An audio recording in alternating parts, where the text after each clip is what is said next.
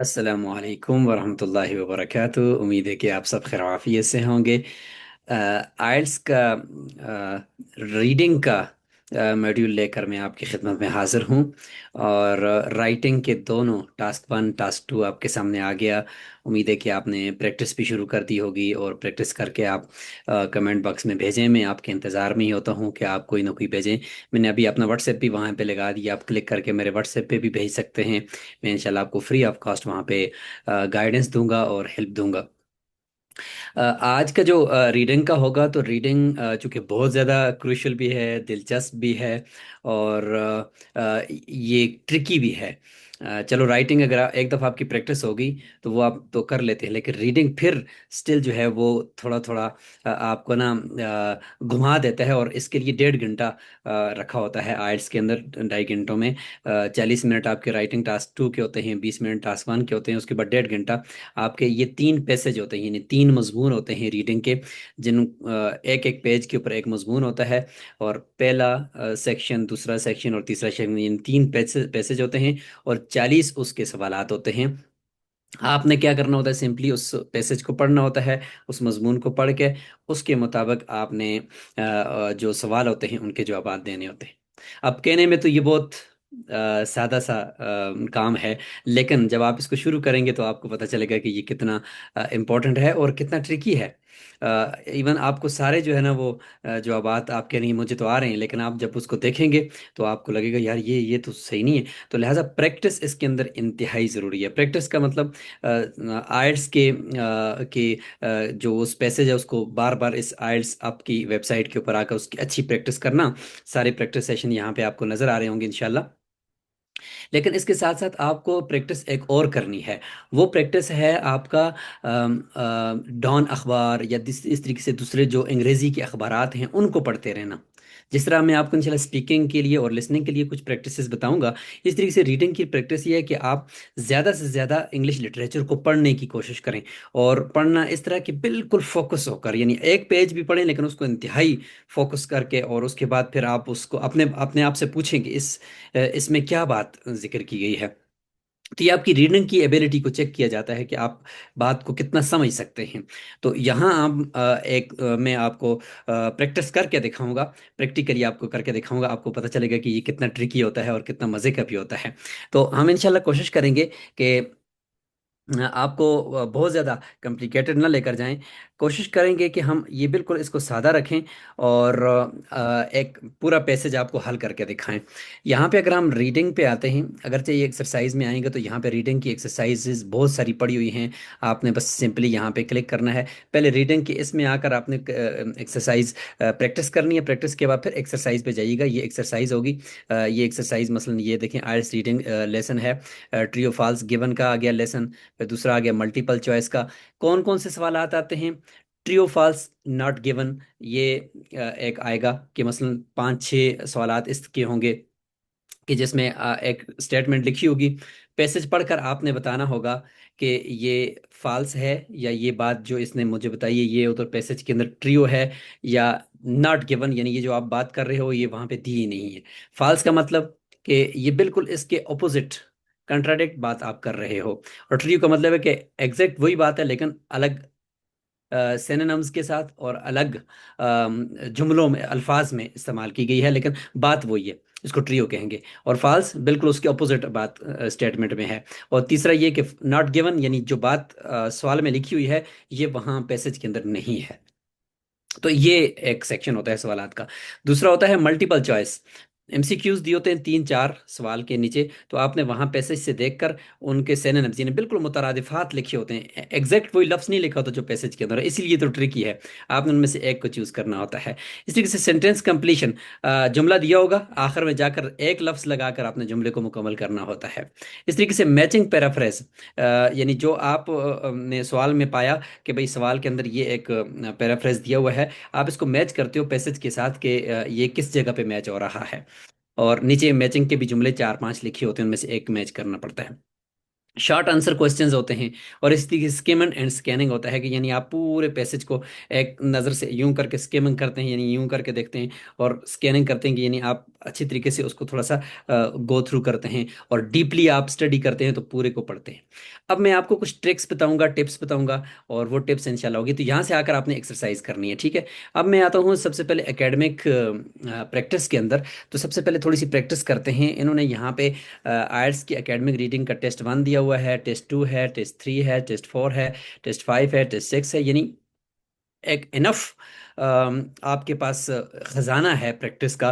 कहीं और जाने की आपको ज़रूरत नहीं है। तो मैं सिर्फ एक को ही लूंगा, क्योंकि वीडियो बहुत ज़्यादा लंबी मैं नहीं करना चाहता, इसलिए ये मैं टेस्ट 1 को ही आपके सामने एक्सप्लेन करूंगा, और उसके बाद फिर इंशाल्लाह मैं आपको बताऊंगा कि आपने बकिया को कैसे करना है। अच्छा, टिप्स और ट्रिक्स भी यहाँ के इसी में मौजूद हैं। इस जगह पे अगर ये टिप्स हैं, और ये जनरल प्रैक्टिस आपने यहाँ से करनी है, और ये टिप्स हैं। सबसे पहले मैं अपनी टिप्स आपको बताऊंगा, जो मैं पिछले 5-6 महीनों, सॉरी 4-5 महीने पढ़ने के बाद पिछले 3 सालों में जो पढ़ा रहा होता हूँ, जो टिप्स मैं देता हूँ वो आप देखिएगा, और वो मैं टेस्ट के अंदर बताऊंगा। तो ये 3 सेक्शन होंगे, यानी 3 मजमून होंगे, 3 पैसेजेस होंगे। उनको पढ़ना होगा, और पढ़ने के बाद उनको उनके जो आगे दिए हुए सवालात होंगे उनको पढ़ना। कुल 40 क्वेश्चंस होंगे इन तीनों के अंदर, गोए के 13 एक में, 14 दूसरे में, और 13 तीसरे में होंगे। हम पहला सेक्शन खोलते हैं, और पहले सेक्शन को खोलकर उसका ये जो पैसेज है इसको पढ़ेंगे। इस वेबसाइट के ऊपर मुख्तलिफ किस्म की एड्स आ रही होती हैं, आप यहाँ से एड्स को बंद भी करेंगे। और प्रैक्टिस के दौरान अगर कोई लफ्ज़ मुश्किल लगे उसको कैसे हल करना है वो भी मैं आपको बताऊंगा इंशाल्लाह। अब ये पहला है, और इस पहले को हम पढ़ेंगे। इस ऐड को भी इस तरीके से यहाँ से आप रोक सकते हैं, यहाँ क्लिक करेंगे तो ये ऐड रुक जाएगी। अब ये पहला पैसेज है, ये पूरे का पूरा मजमून है जो ये पूरे एक फ्रेम के अंदर बंद है। और यहाँ से आकर ये बीच में कुछ एड्स चलती रहती हैं, देखिए ये एड्स हैं, इनको आप डिस्कवर करके मजीद आप पढ़ सकते हैं, लेकिन ज़्यादा लंबे कंटेंट की तरफ जाने की ज़रूरत नहीं है, बस इसी पे ही रहें। तो ये पैसेज जहाँ से ख़त्म होता है, यहाँ से 1 से लेकर 5 तक क्वेश्चंस जो है वो स्टार्ट हो जाते हैं। ये 1 से 5 तक क्वेश्चंस हैं, बल्कि 8 तक ये क्वेश्चंस हैं, ट्रियो फॉल्स वाले। इनको हम हल करेंगे। और उसके बाद 9 से 13 तक ये क्वेश्चंस होंगे, जो फिल इन द ब्लैंक्स होंगे। सिर्फ 2 वर्ड्स से ज़्यादा नहीं आपने इसमें लिखना, ज़्यादा से ज़्यादा 2 वर्ड्स आप लिखकर आप यहाँ पे इसको फिल कर सकते हैं। और ये 13 इसमें होंगे। इस तरीके से 13 दूसरे में, और 14 जो है वो तीसरे सेक्शन के अंदर होंगे। अब इस पैसेज के अंदर आपने करना ये है कि सबसे पहले जैसे ही आपके सामने आ जाएगा, वहाँ आपको ये होपफुली रीडिंग और राइटिंग का इकट्ठा दे दिया जाए।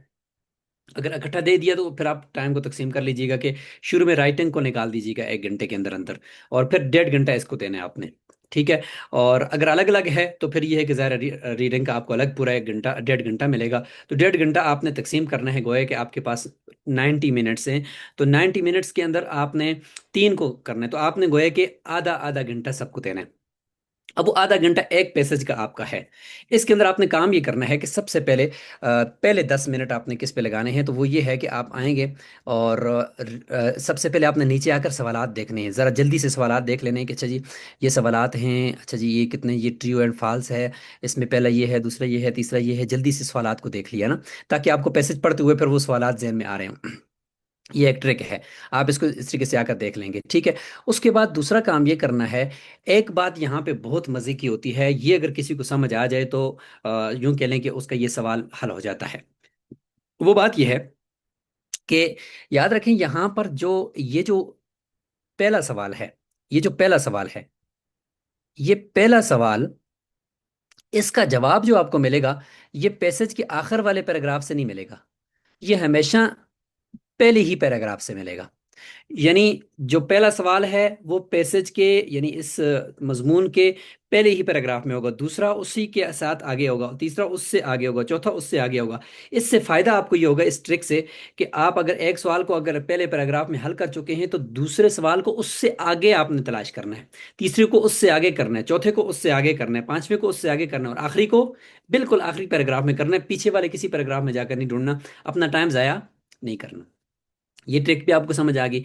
अगली ट्रिक ये है कि आपने जब भी सवाल को हल करना है, तो ज़ाहिर है वहाँ पे सिनोनिम्स होंगे, यानी सवाल के अंदर कोई और बात उसी तरह से लिखी हुई है, लेकिन उसके कुछ मुतरादिफात के साथ दूसरी तरफ वो बात पैसेज के अंदर भी मौजूद है, लेकिन अलग लफ्ज़ के साथ मौजूद है। तो आपने मुतरादिफात देखने हैं, और कंटेक्स्ट देखना है कि वहां पे बात क्या चल रही है, क्या वो ट्रू है, क्या वो फॉल्स है, क्या वो यानी अपोजिट है, क्या वो बिल्कुल हकीकत में बात है, या नॉट गिवन है यानी जो सवाल में बात है वो इधर है ही नहीं है।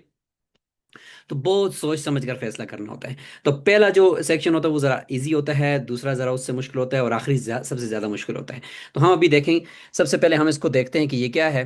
तो ये है कि अफेंटेसिया एक बीमारी है, जिस बीमारी के अंदर इंसान मसलन चीज़ों को के बारे में नामों का तो उसको पता चल जाता है कि मसलन वो एक इंसान है, लेकिन उस इंसान के बारे में जो एक एक ज़हनी सलाहियत होती है कि इंसान उसका नक्शा जहन में बना लेता है कि अच्छा वो इंसान इस तरह, उसका चिट्टा गोरा होगा, उसका ये कपड़े होंगे, उसका ये लिबास होगा, ये था, यानी उसकी एक शक्ल अपने जहन में बैठा लेना। इवन अगर उसको देखने के बाद भी एक शक्ल जहन में जो बैठती होती है, एक नक्शा, एक इंसान के अंदर ये सलाहियत है।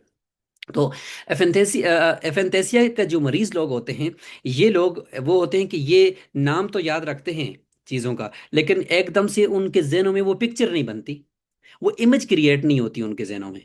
बस सिर्फ नाम से पता चल जाता है कि अच्छा ये नाम है, लेकिन वो अगर कोई कहा कि भाई जरा एक्सप्लेन करो कि वो कैसा है, वो नहीं बयान कर सकेंगे कि उसका हुलिया कैसा है, वो कैसा था, कुछ नहीं बयान कर सकते, उनके जहन में ये चीज़ आती नहीं है। तो ये उस बीमारी का नाम है, ए life without mental images.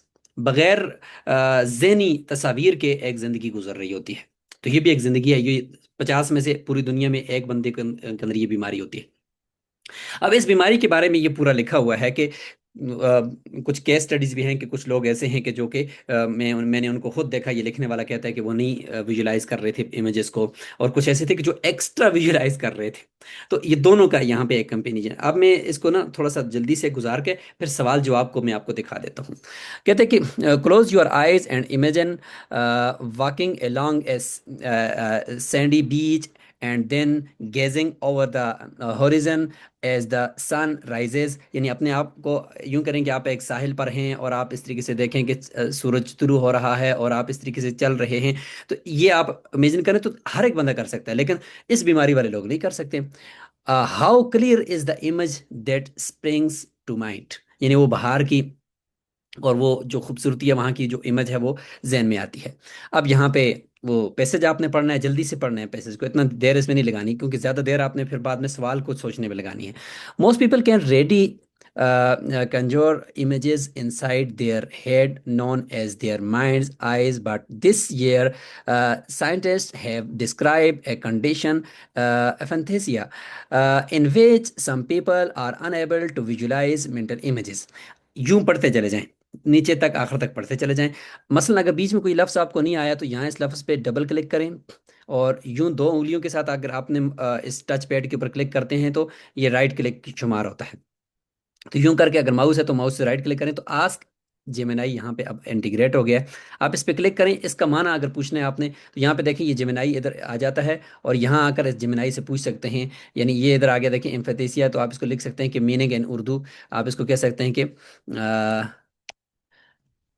Meaning in Urdu. यूं करेंगे तो ये आपको ना उर्दू में इसका माना बता रहा होगा। तो यूं करके जिमनाई अब इंटीग्रेट हुआ पड़ा है पहले से। आस जिमनाई यहाँ पे भी है, लेकिन ये लफ्ज़ पे क्लिक करके आप डायरेक्ट भी जिमनाई से। तो अब ये देखें, ये कह रहा है कि तस्वीर या जहन में तस्वीर का ना बना सकना और उसकी सलाहियत का ना होना। तो ये इस तरीके से आप मुश्किल अल्फाज को यूं डायरेक्ट प्रैक्टिस के दौरान देख सकते हैं। अच्छा, अब यहाँ पढ़ते पढ़ते पढ़ते पढ़ते आप आखिर तक आ गए। आखिर तक आने के बाद अब आपने सवाल को देखना है। प्रैक्टिस को देखें कि 30 मिनट के अंदर अंदर आपने इसको ख़त्म करना है, ठीक है, इससे ज़्यादा नहीं करना। अब सबसे पहला ये कह रहा है कि भाई do the following sentences statements agree with the information in the IELTS reading text. अब यहाँ पे अगर हम देखें तो कह रहा है कि भाई नीचे आपने ट्रू फॉल्स और नॉट गिवन वाले 5 इनबॉक्स, यानी ये जो हैं आपके सामने मैं नीचे दे रहा हूँ, लेकिन 8 हैं। तो इनको आप देखो और इनमें जो मुंतखब स्टेटमेंट है आपकी वो आप लिख दें। कहते हैं ट्रियो का मतलब ये होगा कि स्टेटमेंट एग्री है जो फॉर्मेशन ऊपर पैसेज में दी गई है, और फाल्स का मतलब ये है कि स्टेटमेंट जो है ना वो बिल्कुल उसकी कंट्राडिक्ट है, यानी उसके अपोजिट है, बरअक्स है। और नॉट गिवन का मतलब है कि ये जो स्टेटमेंट आप बता रहे हो ये उधर मौजूद ही नहीं है। अब सबसे पहला सवाल देखें कि जो मैंने ट्रिक्स और टिप्स बताए हैं आपने उसी के मुताबिक चलना है, उससे आगे पीछे नहीं करना। अब ये है कि aphantasia is a condition which describes people, यानी ये कंडीशन जो लोगों को डिस्क्राइब करती है, फॉर होम उन लोगों के लिए it is hard to visualise mental image. इन उन लोगों के लिए कि जो इमेज को, ज़हनी इमेज को विजुलाइज नहीं कर सकते। तो ये कंडीशन डिस्क्राइब करती है, यानी कंडीशन डिस्क्राइब करती है। इसको अच्छे तरीके से आपने समझना है कि ये जो स्टेटमेंट है इसमें कंडीशन जो है वो डिस्क्राइब करती है पीपल को। अब हम कहीं आखिरी पैराग्राफ को नहीं देखेंगे, इसके लिए हमें आंखें बंद करके पहले ही पैराग्राफ के ऊपर नजर रखनी है और जवाब अपना वहीं से ही निकालना है। अब यहाँ पे हम पढ़ेंगे मोस्ट पीपल कैन रेडी। अब इसको कहते हैं स्किमिंग, थोड़ा सा करने हैं जल्दी से कि भाई कहाँ से मेरी बात। But this year scientist have described. अब यहाँ पे देखें डिस्क्राइब का लफ्ज आया है, लेकिन scientist have described a condition. Condition describe नहीं कर रही, बल्कि साइंटिस्ट ने कंडीशंस को डिस्क्राइब किया है। ठीक है, साइंटिस्ट ने कंडीशन को डिस्क्राइब किया है, और कंडीशन क्या है? एम्फेथेसिया। अब बात तो ठीक थी कि in which some people are unable to visualise mental images, लेकिन यहाँ पे जो बात है वो ये है कि ये एफेंटेसिया जो बीमारी है ये डिस्क्राइब नहीं करती पीपल को, बल्कि ये एक बीमारी है। इस बीमारी के अंदर लोग इस तरह के होते हैं, और इस बीमारी को डिस्क्राइब साइंटिस्ट ने किया है। तो ये बात थोड़ी सी उल्टी है और इसके ऑपोजिट है। तो यह लिहाजा हम इसको कह देते हैं कि ये फाल्स है। अब अगर देखें थोड़ी बादियो नज़र में, अगर आप देखें जाहिर तौर पर तो ये बात ठीक है कि भाई ये अगर हम देखें यार, यहाँ तो लिखा हुआ है कि भाई एम्पैथी एक कंडीशन है जो कि डिस्क्राइब करती है लोगों को, और ऐसे लोग के जो मेंटल इमेजेस को विजुलाइज नहीं कर सकते। जबकि यहाँ आकर हम देखते हैं तो कहते हैं यार ये तो ठीक कह रहे हैं, देखिए but this is the scientist have describe a condition empathy in which some people. आपके वो यार ये तो बिल्कुल ट्रू है, लेकिन अगर गौर करें तो ये फाल्स है। क्यों? कि भाई डिस्क्राइब कंडीशन नहीं कर रही, बल्कि कंडीशन को डिस्क्राइब किया किया जा रहा है। तो अल्फाज पे आपने रहना है, आपने मानों पे और जाकर अपने जहनों में मफाहिम के ऊपर नहीं जाना। तो लिहाजा आप इसको कह देंगे कि ये फाल्स है। हम आखिर में इसका रिजल्ट भी अपना चेक करते हैं कि ये क्या है। आखिर में रिजल्ट चेक करने का ऑप्शन भी है, हम इसको कर देते हैं ये फाल्स है। हम आगे चलते हैं दूसरे की तरफ, और दूसरा ये है कि नेल किन म्यूर, ये एक इस बीमारी वाला एक आदमी है, या इस सलाहियत वाला एक आदमी है, नेल किन म्यूर। ये कहते हैं कि was unable to count sheep in his head, यानी अपने जहन में भेड़ों का जो पूरा एक रेवड़ था, तो उसको विजुलाइज नहीं कर रहा था कि वो भेड़ें इस तरीके से फलांग रही थी चार दीवारी को, और इस तरह का एक नक्शा अपने जहन में लाओ। तो ये उस पैसेज के अंदर मौजूद है। तो कहते हैं कि वो अनएबल टू विजुलाइज, वो नहीं कर सकता था काउंट, और भेड़ों को काउंट भी नहीं कर सकता था कि ये भेड़ें इस तरीके से हैं, और वो जहन उसके अंदर आ ही नहीं रही थी। अब हम जाकर इसको देखेंगे, लेकिन डेफिनेटली हम पिछला जो सवाल हमें जहां से मिला है उससे आगे देखेंगे, उससे पीछे नहीं जाएंगे। हमें पता चल गया कि ये सवाल इससे आगे आगे होगा। अब यहां तक हमने इसको कर लिया। अब मैं इस पैराग्राफ के अंदर देखूंगा। ये है जिनेल कन्मूर फ्रॉम, ये उसकी जगह का नाम है, has always had a blind mind I. बिल्कुल उसका दिमागी जो है ना, दिमाग जो अंधा ही था, जैसे उसको कुछ भी विजुलाइज नहीं हो रहा था। He knew he was different even in childhood, बचपन से ही वो था। वो कहते हैं कि my stepfather when I could not sleep told me to count sheep. उसने मुझे कहा कि आप इस तरह करो कि जब आप सो नहीं सकते हो तो आप भेड़ों को करो कि भेड़ें जो है ना वो गुजर रही हैं चार दीवारी से, या इस तरीके से वो फलांग रही हैं, एक आ गई दूसरी आ गई, तो यूं करते करते आपको नींद आ जाएगी ना। तो उसने कहा कि मेरे वाले साहब ने मुझे कहा कि भाई आप इस तरह काउंट करो, करते करते आपको नींद आएगी। उसने कहा मैं काउंट कैसे करूं, मेरे जहन में वो भेड़ें ही नहीं आ रही, मतलब मैं उसको विजुलाइज ही नहीं कर सकता।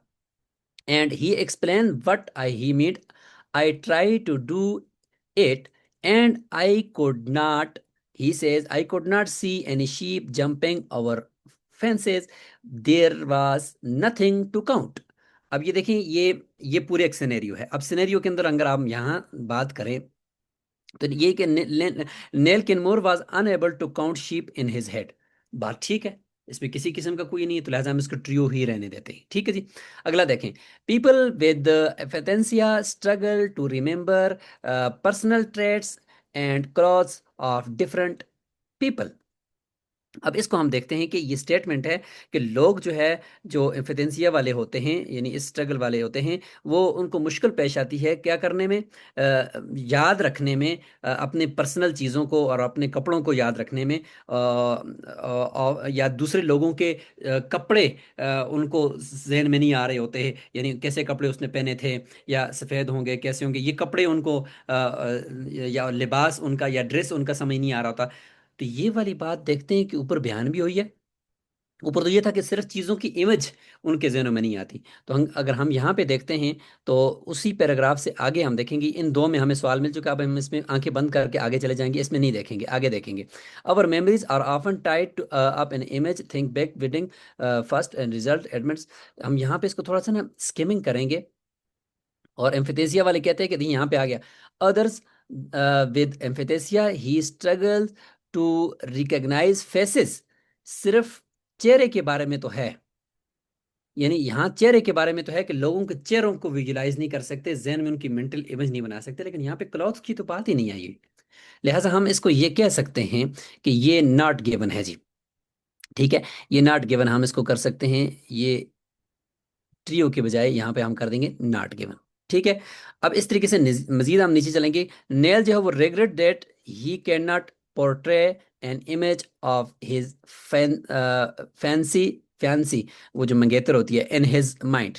यानी जब उसकी शादी की बात चल रही थी, तो जिस खातून के साथ थी, तो कह रहे कि उसके बारे में अब मुझे जहन में कोई कोई तस्वीर ही उसकी नहीं आ रही, विजुलाइज मैं कर ही नहीं सकता, और उसने रिग्रेट कर दिया।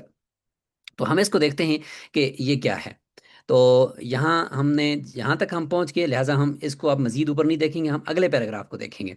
तो यहाँ हम स्किमिंग करेंगे, और ये स्किमिंग यहाँ पे इस तरीके से चलेगी, और देखेंगे कि कहाँ पे जो इसकी ये फैंसी की बात हो रही है। तो I ask him what happen when he tries to picture his fancy, this is the hard thing to describe. उसने कहा यार ये तो बहुत मुश्किल काम है, मैं आपको बताऊं।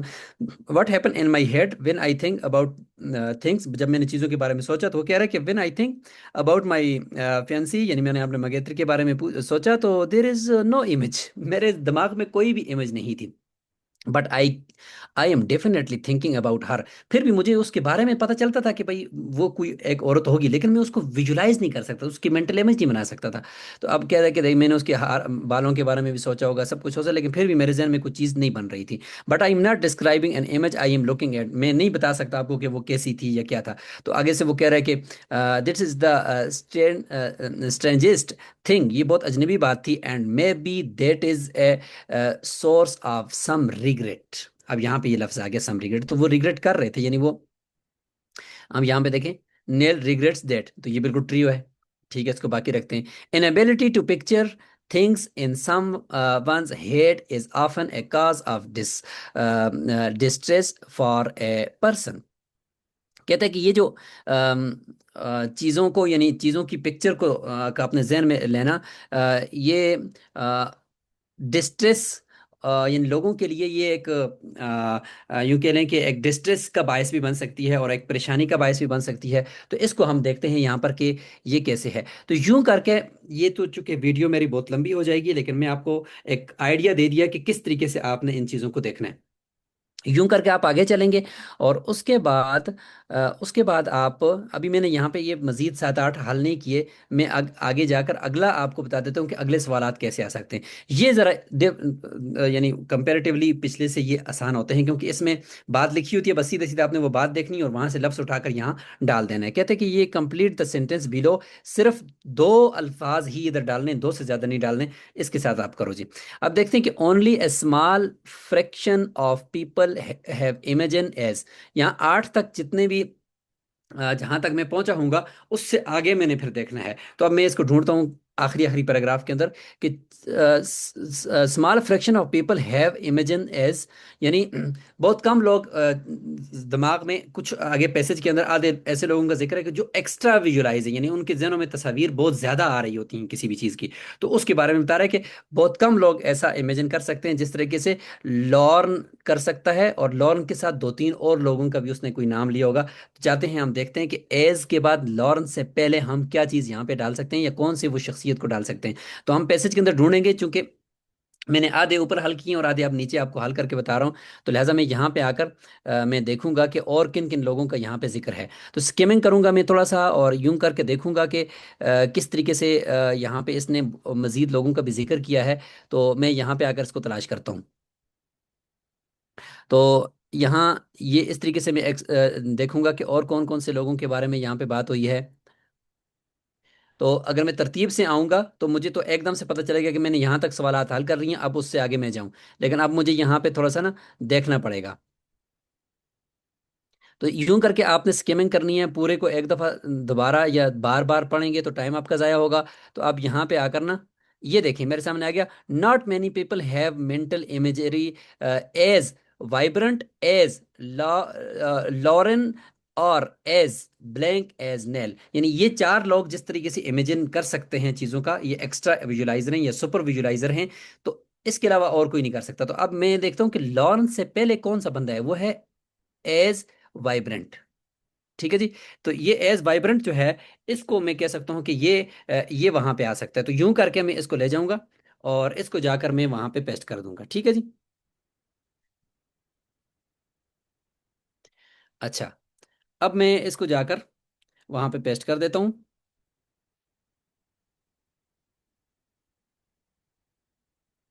और यहां से आकर इस तरीके से आपने प्रैक्टिस के अंदर पेस्ट कर देना है। ये इस तरीके से आपने प्रैक्टिस में करना है। बाकी इसी तरीके से आपने नीचे भी दो तीन चार को बड़ी ही तरतीब से आकर इधर पेस्ट कर देना है। और उसके बाद फिर आपने चेक करना है अपना स्कोर कि ये क्या है। तो चेक करेंगे आप ऐसे। तो ये मैंने जो हल किए हैं वो आपको मैं दिखा दूँ। शुरू वाले चार हल किए थे और ये चारों के चारों देखें, ये ठीक दिखा रहा है। ये देखें, फॉल्स है, ट्रियो है, नॉट गिवन है, ट्रियो है। ये पांच मैंने हल किए थे शुरू में, और बाकी मैंने खुद नहीं किए क्योंकि मैं चूंकि आपको सिखा रहा हूँ। और उसके बाद मैंने नीचे एक ही हल किया था। एज देखें मुझसे डबल हो गया, इसलिए उसने कहा ये गलत है। ये एज जो है ना, वो मुझे एक ही, चूंकि एज तो उसने खुद डाला हुआ था ना, मुझे सिर्फ वाइब्रेंट डालना था, क्योंकि जुमले के अंदर एज वाइब्रेंट एज लॉर्न डस, तो जुमले को ठीक भी करना है। जुमले में डबल एज आ गया, इसलिए उसने गलत कर दिया, वरना ये था बिल्कुल एग्जैक्ट ठीक। अब ये एक दफ़ा आपका यूं चेक हो जाएगा। उसके बाद आप आगे जाएंगे और आगे जाकर आपने यहां से क्लिक करके दूसरे सेक्शन की तरफ चले जाना है। दूसरे सेक्शन के अंदर क्या होगा, ये देखें दूसरा सेक्शन आ गया, ये दूसरा पैसेज आ जाएगा। दूसरे पैसेज के अंदर भी मैं आपको सवालात का जो आइडिया है वो दे देता हूं, कि आपको समझ आ जाए कि भाई वो क्या है। ठीक है। तो मैं अब यहाँ पे आकर मैं आपको दिखा देता हूँ। ये 14 से 21 जो सवालात हैं, इसमें कहता है कि आपने पैसेज को पढ़ना है। और पढ़ने के बाद यहाँ पे कुछ पैराग्राफ्स हैं, लेकिन एफ जी ई, ये सारे पैराग्राफ्स के अंदर स्टेटमेंट लिखी हुई हैं। ठीक है। तो आपने क्या करना है कि इधर आकर इसको पढ़ना है, यहाँ पे आकर सवाल को पढ़ना है। पढ़ने के बाद आपने बताना है कि ये जो बात है, ये पैराग्राफ कौन से पैराग्राफ में बात की गई है। तो एच में की है तो यहाँ आपने एच लिखना है, ए में की है तो यहाँ आपने ए लिखना है। तो ये पैराग्राफ को एक्सप्लेन करने की, ये किस पैराग्राफ में ये बात हो रही है। बस ये बहुत आसानी से आपने बस इसको पढ़ना है, ऊपर पैराग्राफ को देखना है कि किस पैराग्राफ में ये वाली बात हो रही है, नीचे आकर उस पैराग्राफ का नीचे बस सिर्फ नंबर लिख देना है। ठीक है। ये इस तरीके से सवालात होते हैं। उसके बाद अगले होते हैं कंप्लीट द सेंटेंस बिलो। नीचे जुमलों को मुकम्मल करना है। तो ये जुमले लिखे होते हैं, आपने बस इसी जुमले को ऊपर जाकर इसी से सिनोनिम्स और इसी जैसा जुमला ऊपर होता है, आपने उसको लाकर उसमें से जो जो खास लफ्ज होगा उसको यहाँ डाल देना है और उसको मुकम्मल कर देना है। इस तरीके के ये सवालात होंगे। फिर आगे एमसीक्यूज होते हैं। एमसीक्यूज देखें, चार में से कोई एक सिलेक्ट आपने करना है। इस तरीके से आप आगे जाएंगे। और तीसरा सेक्शन भी कुछ इसी तरह का होगा। और उसमें देखिए मुख्तलिफ किस्म के यहाँ पर भी यही है, ट्री ऑफ फॉल्स वाले होंगे सवालात। और इसी तरीके से उसमें आखिरी जो होंगे वो फिर वही एमसीक्यूज होंगे। तो इस तरह से आपको ये रीडिंग की प्रैक्टिस करनी है, फिर एक्सरसाइज में जाकर वो करनी है। टिप्स मैंने आपको बता दी, ट्रिक्स मैंने आपको बता दी। उम्मीद है कि आप इन सब चीज़ों से अच्छी प्रैक्टिस करने के बाद फिर आप जाएंगे तो इंशाल्लाह इन 40 सवालात में से कम आपके अगर 15 भी ठीक हो गए तो आपका काम चल जाएगा। और 20 ठीक तो हर हाल में होंगे जब आप इतनी अच्छी प्रैक्टिस कर चुके होंगे। तो आप इसकी प्रैक्टिस करें, फिर बताएं कि आपको कैसा लगा और ये आपको किस तरह से हेल्प दे रहा है, दे रही है ये वीडियो। मैं इसी के साथ इस वीडियो को यहाँ मुकम्मल करता हूँ। अस्सलाम वालेकुम रहमतुल्लाहि व बरकातहू।